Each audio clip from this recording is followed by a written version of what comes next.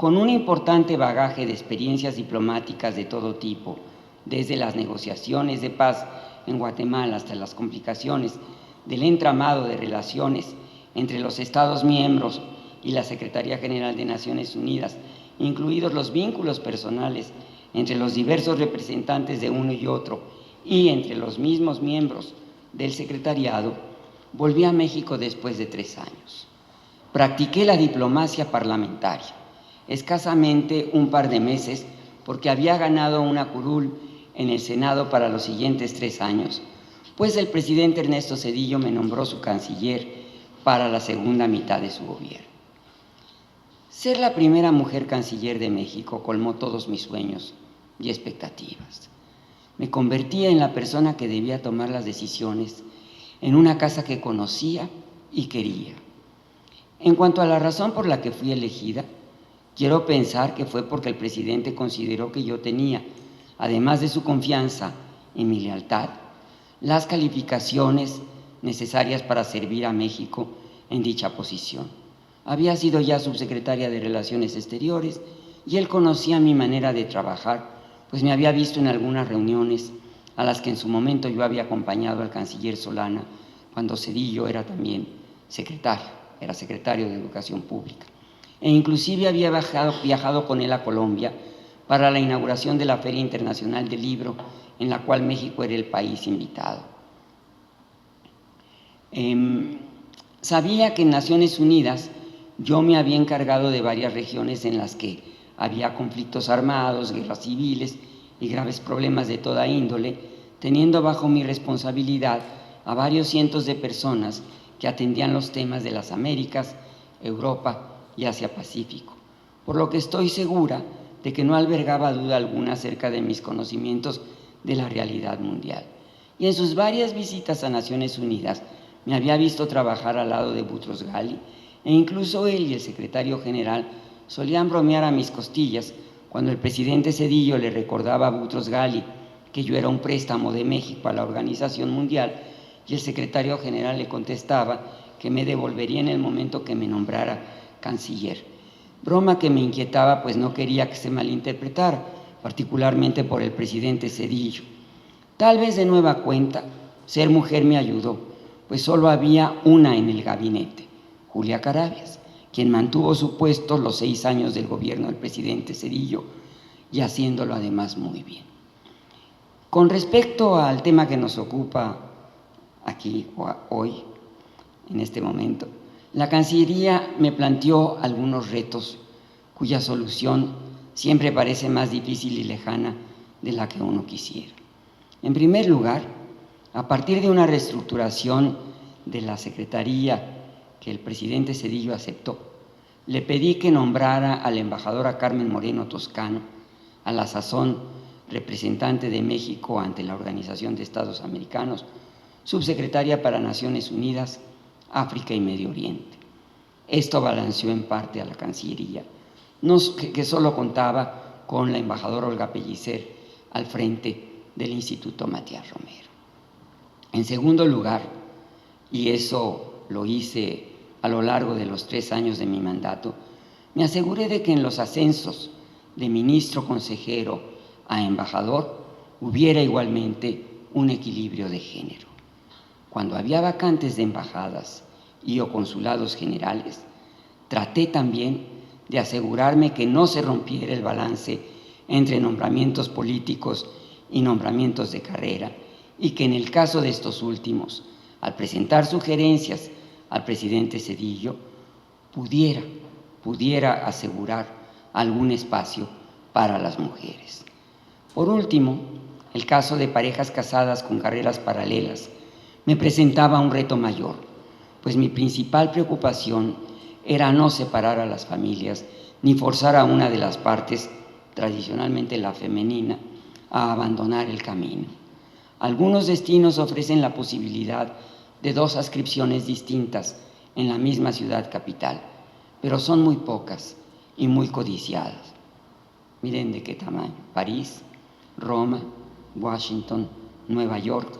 Así que resolver bien el tema de la pareja del SEM fuera de la Ciudad de México se mantiene como uno de los principales retos de la Secretaría de Relaciones Exteriores.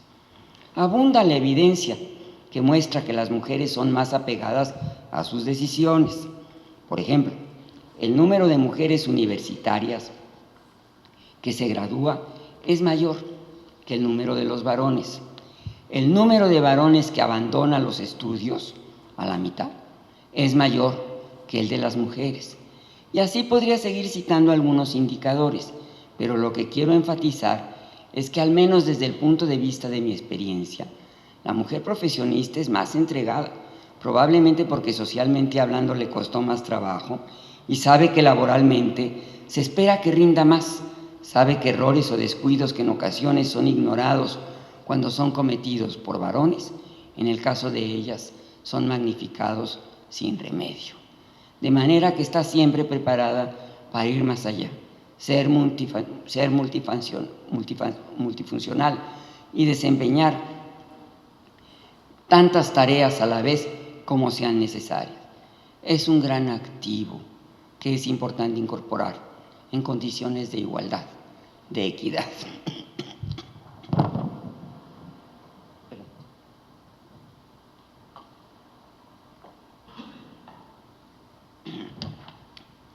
La decisión de una mujer de ingresar al Servicio Exterior Mexicano no debería ser más complicada que la de cualquier otra mujer para unirse al sector público. Sin embargo, es diferente. Una mujer miembro del SEM, sabe que en algún momento su carrera la va a llevar al exterior. De manera que si tiene pareja, debe llegar a algún tipo de acuerdo, que desafortunadamente todavía es muy poco común en México. Que él la siga, por ejemplo, ese es un tipo de acuerdo, que él la siga, que él se adapte, que él sea el cónyuge. Conozco pocas colegas que lo han logrado y las felicito por ello. Y toda proporción guardada, tengo una anécdota que habla de mis tiempos, pero me temo que las cosas no han cambiado totalmente, se las cuento. Cuando seguía el mapa de ruta que tenía que recorrer para irme a Ginebra, recién casada, me topé con que la persona que debía entregarme los boletos de avión solamente me quería dar el mío, pues según él mi marido no cabía en la categoría de cónyuge a la que la ley hacía referencia. Tuvo que mediar la intervención de la oficial mayor, embajadora Telles, para que esta persona ampliara su vocabulario y me diera el pasaje de mi compañero. Hoy eso no pasaría, estoy seguro, pero la cuestión de género sigue planteando temas complicados y de ahí esta importantísima convocatoria. ¿Por qué el interés de incorporar más mujeres a esta casa? En mi opinión, no se trata únicamente de cumplir con compromisos de género. Estoy firmemente convencida de que la mujer tiene mucho que aportar en el ámbito de la diplomacia, en el terreno de la negociación. Su capacidad para ser administradora en el hogar y atender funciones profesionales de manera simultánea ha llevado inclusive a la ONU a sugerir que la mujer puede ser mejor funcionario y administrador público que el varón, además de que algunos estudiosos consideran que las mujeres cuentan con valores más consolidados de justicia, honestidad y respeto de la democracia. ¡Auch! De hecho, ya desde 1995, la Plataforma de Acción de la Cuarta Conferencia Mundial sobre la Mujer señalaba, y me voy a permitir leer esta cita porque es maravillosa, cito: el acceso igualitario y la participación plena de la mujer en las estructuras de poder, así como su involucramiento absoluto en todos los esfuerzos de previsión y solución de conflictos, son esenciales para el mantenimiento y la promoción de la paz y la seguridad.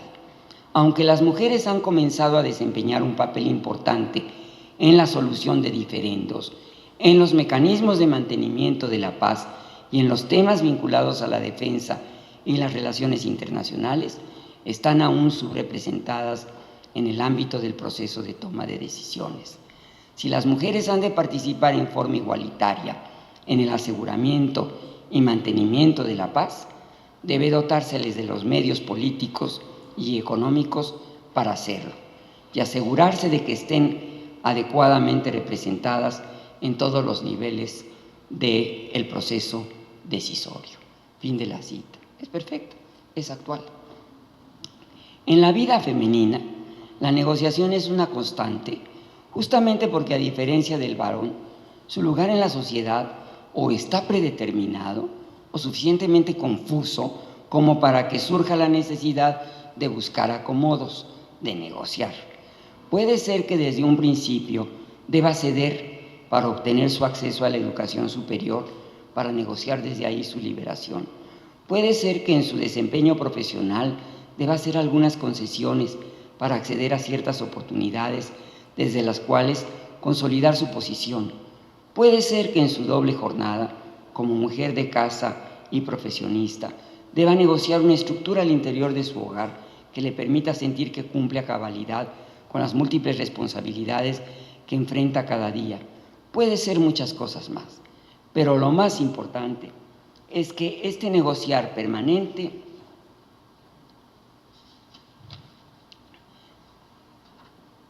hace de ellas personas sumamente capaces para encontrar el acuerdo entre las partes, que es al final de cuentas el propósito de toda negociación. Me consta, porque las he visto en acción, que las mujeres negociadoras de esta Cancillería no son presa fácil. Ahí están en el ámbito del tema de la mujer embajadoras como Aida González y Carmen Moreno. En los temas multilaterales, Olga Pellicer y Roberta Layuz. Veo algunas colegas aquí y no quiero seguir mencionando nombres porque seguro me voy a quedar corta, pero podría seguir haciéndolo. Son mujeres que sirvieron y sirven a la Cancillería con fuerza, con pasión, con convicción, pero no quiero hacer de mi charla un rosario de nombres y por eso debo callarme. De ninguna manera pretendo, con todo esto de lo que hablo, disminuir el aporte de los varones a esta casa, pero no ese es el tema de esta plática. Cuando sea, yo voy a ensalzarlos, porque muchos de ellos son ensalzables. El tema es si la Cancillería hace justicia a sus mujeres, y yo creo que quiere, pero no sabe muy bien cómo. De ahí el valor de este ejercicio que se ha propuesto la Dirección General de Recursos Humanos, de ahí el valor enorme de lo que Margarita está haciendo en ese sentido. Ojalá salgan de este ejercicio respuestas claras que respalden decisiones concretas que permitan aprovechar el talento femenino, soluciones que van a implicar necesaria y obligadamente recursos.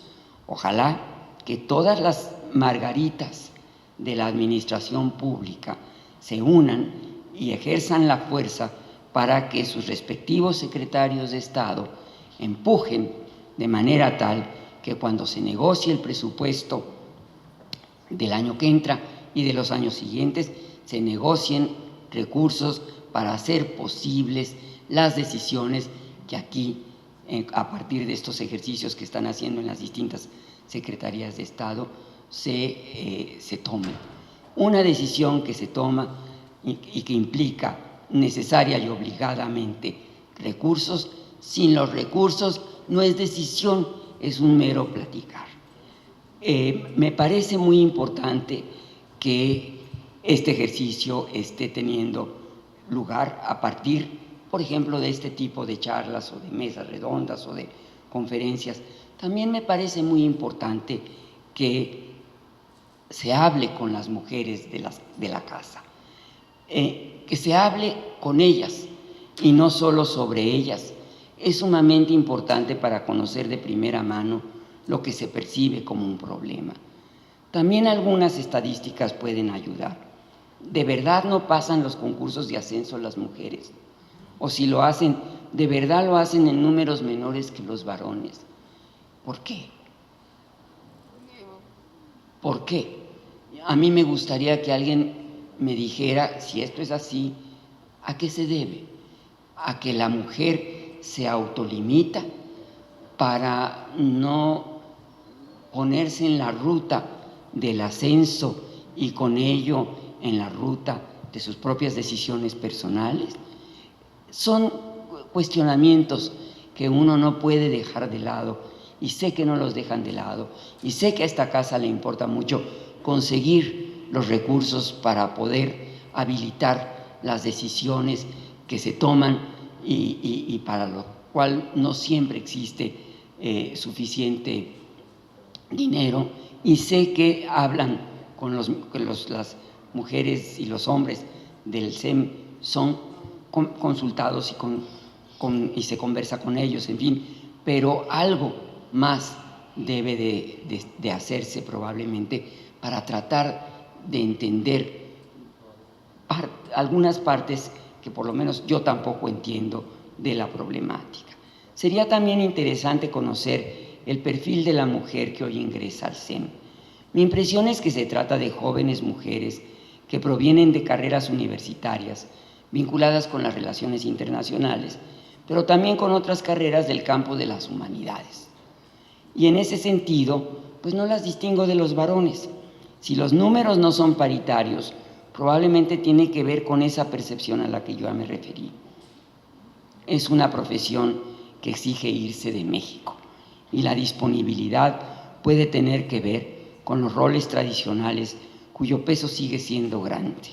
Si mediante este ejercicio que se han planteado, servicio exterior y recursos humanos, se logra armar una oferta atractiva que permita cierta flexibilidad, su publicitación, ¿no?, a los cuatro vientos, tranquilizaría el ánimo de las jóvenes que se inclinan por la diplomacia, y esto se reflejará sin duda en el aumento del número de mujeres en el SEM, porque, insisto, la legislación mexicana que plantea la igualdad de género es abundante y es moderna.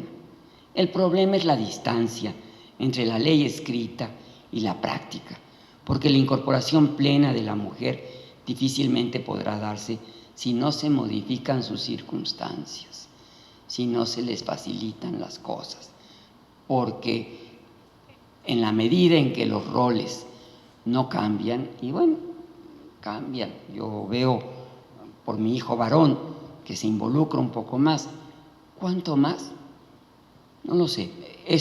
La formación de roles nuevos va a exigir muchísimo tiempo, pero pues no hay tiempo para resolverle el problema a las mujeres. El problema de las mujeres es ahora, siempre es ahora. Concluyo reflexionando acerca de las dificultades que existen para estar seguros de que algo se atora o se dificulta por cuestión de género. Lo hago a partir de una anécdota personal que en su momento me enojó enormemente y que no puedo más que atribuir al chauvinismo de los personajes, por más que también creo que se molestaron con el mensajero, que era yo, para que el mensaje no les doliera tanto, que venía directo del presidente.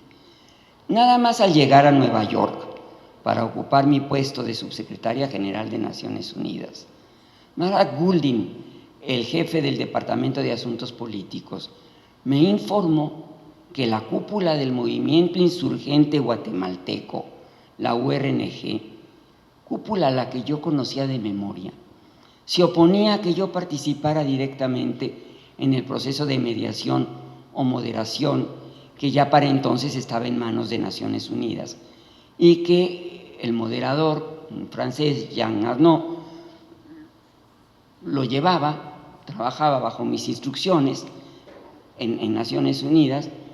Yo lo conocía muy bien porque venía a las reuniones en Ciudad de México, pero que la ORNG no quería que yo estuviera ahí. Y me prometió Goulding que Jean Arnaud me tendría siempre informado, al dedillo. Bueno, no hizo falta preguntar, ya no quise indagar por qué, porque yo estaba de alguna manera convencida que era el precio de haber seguido al pie de la letra las instrucciones que me diera el presidente Salinas cuando era subsecretaria de Relaciones Exteriores, exigir a ambas delegaciones, la gubernamental y la de la URNG, y de manera muy especial a los comandantes de la URNG que residían en México, merced a la hospitalidad del gobierno mexicano, que eran todos hombres, algunos tal vez un par de ellos mayores, guerrilleros, que les exigiera perdón, producir resultados y no prolongar al infinito sus negociaciones, puesto que el costo de tanto retraso era grande para México, no solo en términos económicos, sino también políticos. Les recuerdo que el 1 de enero de ese año, estoy hablando de 1994, había surgido en Chiapas el movimiento zapatista y se sospechaba de un posible acercamiento a este por parte de la URNG. Además, se habían firmado ya los acuerdos de paz en el caso de Salvador y había un apetito feroz por darle a Guatemala también un final feliz, de manera tal que había prisa por concluir esas negociaciones de paz que en México pues estaban en verdad, yo creo que costando más que económicamente, políticamente, había riesgos. Pues entendí el mensaje. Como yo había tenido que ser muy dura con la comandancia, con el gobierno no había habido problema, pero con la comandancia yo había tenido que ser muy dura. Ellos habían tenido que apechugar lo que yo les había dicho, pero cuando me vieron en una posición diferente, se la cobraron y yo pagué el precio. Goulding cumplió su palabra. Yo estuve siempre bien informada sobre los avances del proceso e involucrada, por supuesto, en las discusiones internas, pero me quedó el gusanito de si la comandancia me había vetado por ser mujer o simplemente porque a sus ojos yo los regañé, o por una sana combinación de las dos cosas. Rescato, sin embargo, en tanto que negociadora nacional e internacional, mi participación en los procesos de paz en El Salvador y Guatemala, más en el segundo que en el primero, porque se trata de Centroamérica. Y además son las dos historias de éxito más celebradas de Naciones Unidas. Me llena de orgullo porque me permitió aportar el bagaje que yo llevaba ya conmigo, gracias a la experiencia vivida en esta casa, como directora general del Matías Romero, como subsecretaria de Relaciones Exteriores, como embajadora, y porque también me permitió sentarme con los grandes como Boutros Ghali a negociar hombro con hombro, de manera tal que la verdad es que cuando la pregunta que me hacen sobre la negociación vuelve a mi cabeza, la respuesta es: México tiene en sus mujeres, en esta casa, grandes negociadoras, mujeres que saben encontrar el justo medio, mujeres que saben apretar cuando hay que apretar, mujeres que siguen constantemente el tema cuando se ha quedado a algún punto en el tintero y no descansan hasta sacarlo a flote. Yo creo, y se lo digo con todo el corazón aquí a Margarita, que este trabajo que ha empezado a hacer la Cancillería, o que viene haciendo usted no sé desde cuándo, es un trabajo muy importante. Creo que es importante que se resuelva bien a favor de lo que lo ha motivado, a favor de esa igualdad de género de manera transversal, en todas sus presentaciones, sus facetas. Creo que las mujeres nos comprometemos y las mujeres del Servicio Exterior Mexicano sacrifican muchas cosas y la verdad es que sí se vuelcan en el tema de servir a México, en México, afuera, donde les toca, y lo hacen con enorme pasión. Esto es básicamente lo que yo quería compartir con ustedes esta tarde y dejé probablemente algunas de estas preguntas, pues no necesariamente contestadas de frente, pero estoy lista para contestar alguna otra inquietud que pudieran tener. Les agradezco muchísimo por haberme acompañado.